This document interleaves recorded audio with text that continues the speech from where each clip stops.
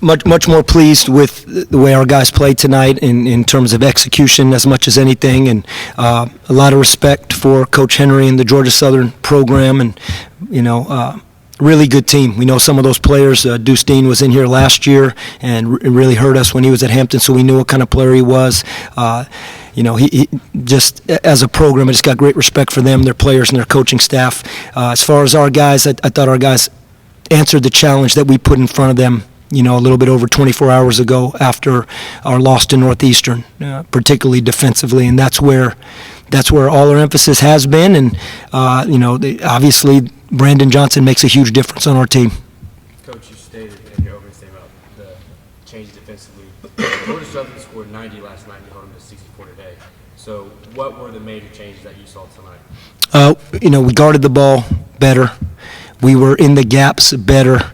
The floor got so open last night or yesterday afternoon versus Northeastern. The floor just got so open. Our help defense, we started playing.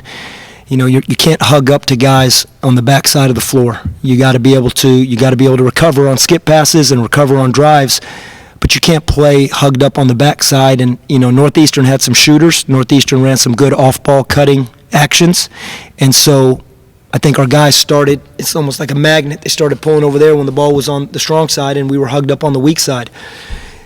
We did spend a lot of time preparing for Georgia Southern, obviously. Our coaching staff did an incredible job getting our guys just ready for because it's two totally different styles of play. Northeastern and Georgia Southern, two totally different. But we probably, in a tournament setting, this is the most that I've been a part of, spending time on what we had to do, even though we have an opponent in less than 24 hours.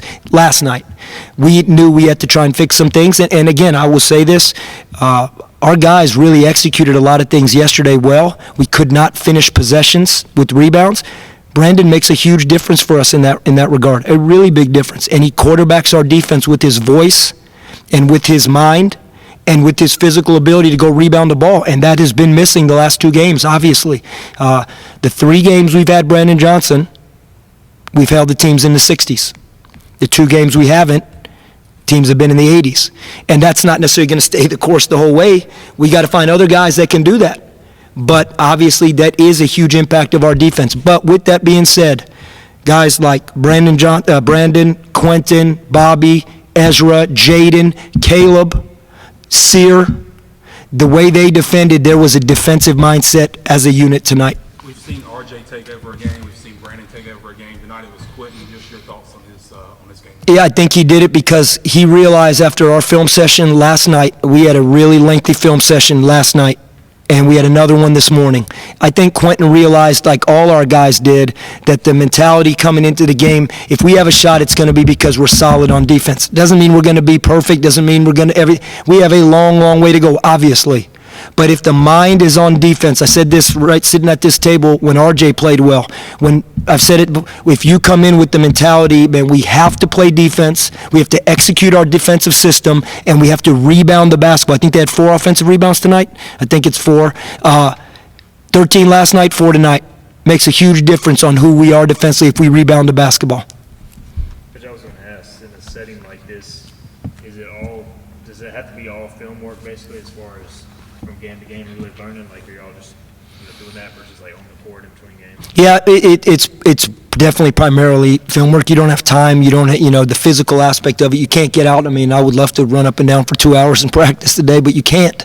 So what you do is you just got to show it. You got to watch it. We really watched at length a lot of stuff from that Northeastern game, and we tried to make it applicable to what we were going to see tonight. We'll do the same thing. We'll watch film of us tonight and try and make it applicable as best as possible towards Kennesaw State, a really good team that hasn't lost a game yet in this tournament.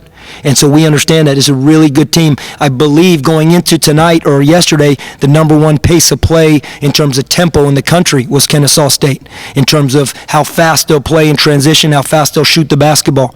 So we understand what a challenge it's going to be for our defense. Going into tonight's game, transition defense was a key. I thought we did a pretty solid job in transition. It'll even be more so tomorrow. Brandon seemed a little tired out there. Obviously, he's coming off not being able to practice or play. How do you feel like his condition was, and how do you feel like he pulled through when he wasn't feeling his best? I thought he pulled through fantastic. I think you hit it on the head, and he would be the first if he was sitting here to say, yeah, a little tired, probably, not in the shape, because when you take whatever it was many days off, I mean, Brandon hasn't had any contact in practice. Tonight was his first. So he has just been kind of conditioning on his own. So proud of him. RJ had a defensive mentality today. Ezra, defensive mentality. Ezra doesn't, he gets banged up. He bangs his knee coming out, off of a screen. But defensively, he just played like, hey, I just want to play defense and I want to be the leader of this defense. He kept talking to the guys in the huddles. He kept talking to the guys on the court. So that's what we do. RJ, Jaden, Caleb, Brandon doing what he did. That's who we got to be. And again, I'm going to say it, we have a long, long way to go, but we're going to get there. Callum and Sear both played 8 minutes tonight, and Callum got more minutes than he had before. What did you see from him and as well as Sear? Well, they do it every day in practice. And not knowing if we were going to have Brandon, it was really a game-time decision. We said, hey, you know what? Those guys do it. They've earned their opportunity. I mean, that's what practice is about. You earn the opportunity, and I thought Sear has been earning it. I thought Sear came in and did some nice stuff today.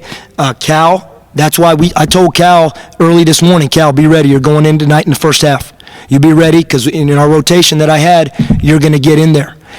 So I was very proud of what Cal and Sear did, and the best part about it is you see how much the guys pull for those guys, how excited they were for Sear, how excited they were for Cal, and it started with our point guards, Bobby and Caleb, with their defensive mentality, and I thought it trickled all the way down to everybody. And it's just, I hope that's who we can be all the time. It's not easy, but I tell you that's what we're striving for. You guys had 9 steals tonight. Is that sort of like an indicator you're looking at too, just being active on that end of the floor? Yeah, sometimes steals are a byproduct of good activity. We definitely don't ever go into games saying, hey, we got to go get steals. We want deflections, and we want positional steals. I tell you, one of the biggest plays of the game was, late, last 4 minutes or so, last 4 or 5 minutes, and Ezra gets that jump ball in the gap. He's in the gap, and they drive it, and he's in the gap, and he goes in. I mean, that was really, that made the coaching staff and the bench very excited, because Ezra was playing right to scouting report and doing something that we've really emphasized. And you know what? I think he got really excited about it. And when we keep getting really excited about the little things, those kind of things, I think that's what's going to give this team a chance to be its best. Y'all preach that defense as a staff, but I guess it takes the players to really buy into it, embrace that on the court to really pay off, right? Well, I think, Stephen, if I could put a uniform on, I would. I think I'm in a stance quite a bit during the game. It's just so I would love the coaching staff would love to, but I promise you, if this coaching staff played defense right now in this, we'd be the worst defense in the country. Got time for one more. Obviously, you could see the dejection after the Northeastern and the Upstate game. So how does a win like this kind of give this group confidence again going into tomorrow night against a really good opponent? Well, we talked about that actually, just what you said. Dejected, yes, it was really a pissed off team. It was an angry team. It was an angry coaching staff, and it was an angry head coach. I mean, there was a lot of anger, but we've talked about this.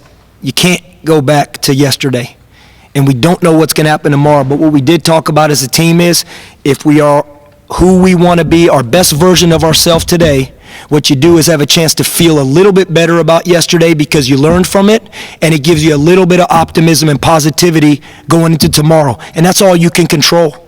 As much as I would love to get in that DeLorean and punch the clock in and go back in time to yesterday and change the game, you can't do it. And we don't know what's going to happen tomorrow, but if we did play the way we wanted to today, you can feel just a tad better about learning from yesterday, and you can feel better going in tomorrow knowing, hey, there's clarity on what we got to try and do versus Kennesaw State. All right, thanks, Coach. Thanks, guys.